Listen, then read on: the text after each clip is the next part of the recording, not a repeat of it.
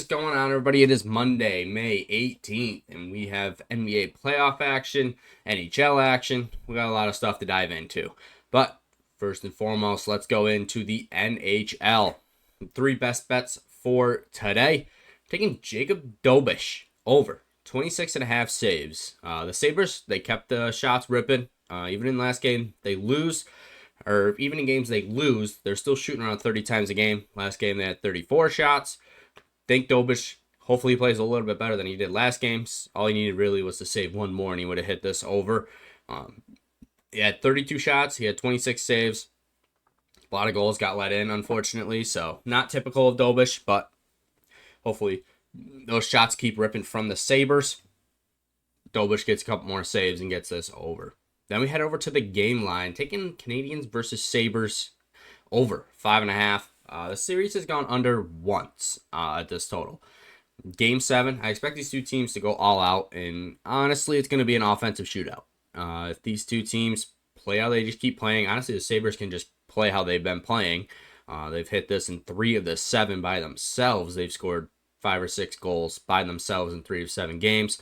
The Habs pick up the offense in what they did last game a little bit more. We certainly can look at this being a clear over. I know Game 7s typically play a little bit tighter, a little bit under, but I don't think this one's going to be a typical one. These two teams have scored at will. Like I said, only one game has gone under 5.5, and it ended at 5. So it wasn't even like a 1-0, 2-0 game. We haven't seen those defensive specimens, those defensive flashes from these two teams. A lot of fast breaks, a lot of quick movement, up and down the ice. I think this game, you're going to see 6, 7, 8 goals on this one. You also got to pull into the empty net. It's Game 7. You got to assume the goalie's going to get pulled. Empty net goal. You're basically giving a goal away there. So, Canadiens versus Sabres over 5.5. Like this line here, Game 7. If you do want a pick, probably the Sabres. I'm going to take them to come out of this with a win. But that's not going to be an official pick. Sticking with just the over 5.5 for me. Then we go over to Tage Thompson, 4+ assists.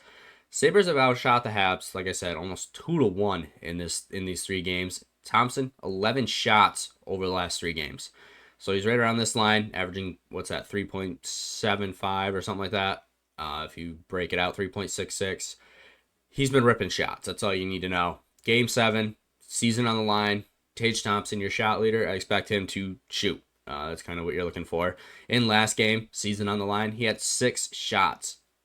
Again, that's what we're looking at here. Season on the line. Go to your leaders. Go to your big star players. Tage Thompson, 4+ shots. All right, now we are over on the diamond for baseball bets for today. Taking the Red Sox versus Royals, under 9 total runs. We see 2 starters. They combine for less than a 7 ERA.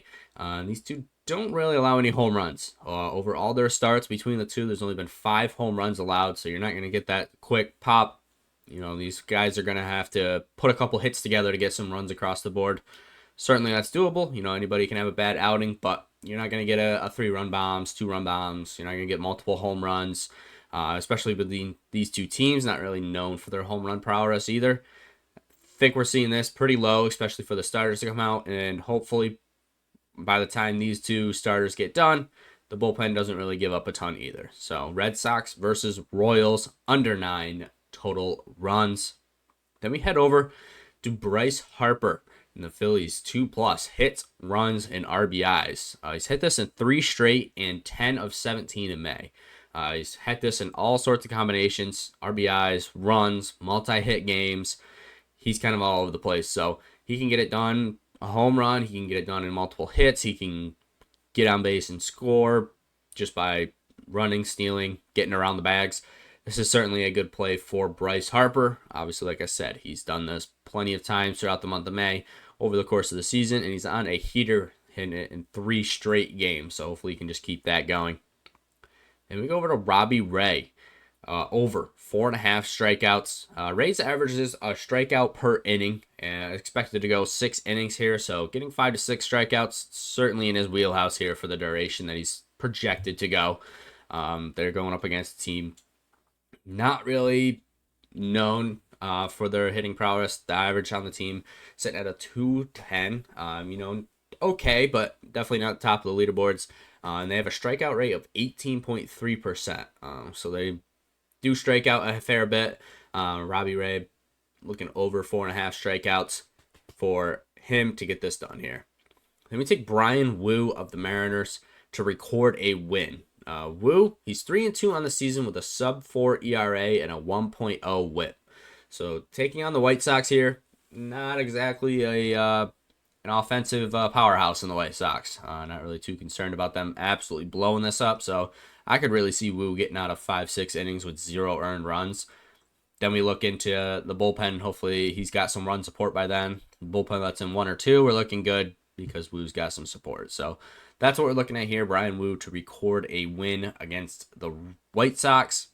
And lastly, no run first inning. Orioles versus Rays. Then we head over to the NBA playoffs. We got the Spurs versus Thunder. Looking for them to go over 219.5. The previous matchups these two teams have had, they've hooked. So they've had 219, they've had 220. But they also have a 240 game in there. So I foresee the Spurs, they coming out dominant. They try to make a statement game here. And they let the Thunder know this is going to be a series. This isn't going to be a rollover. And you got to look back. Thunder were on an insane streak to start the season. They were 19-1, 20-1. Who did they run into 3 times early in the season that they lost all 3 games? It was the Spurs. So definitely think this is going to be something that this is going to be more of a series. At plus 200 or 210, wherever you're looking at odds for the Spurs to win on the money line, this is going to be more of a series than that. I think after this game, we're going to see that. Thunder are home, so I do see that coming. But they're getting out the MVP awards. Don't really know if Wemby's going to be all that excited to watch SGA get that MVP. Think it probably should have gone to Wemby. Don't really like how SGA plays, so that's a little bit more of a biased opinion there. But either way, I think we're looking at an over game. This matchup is going to be tight. This matchup's going to be quick, and both these teams are able to score at will. Then we head over to Chet Holmgren, under 8.5 rebounds. Holmgren will have to compete against Hartenstein, Wemby, Castle. A lot of guys around the boards who average, 5-6 plus boards a game. Obviously, looking at Wemby, who has been averaging around 15 boards a game. Not sure he's going to be able to get his 9 to fall to him. Hartenstein's been averaging around 10.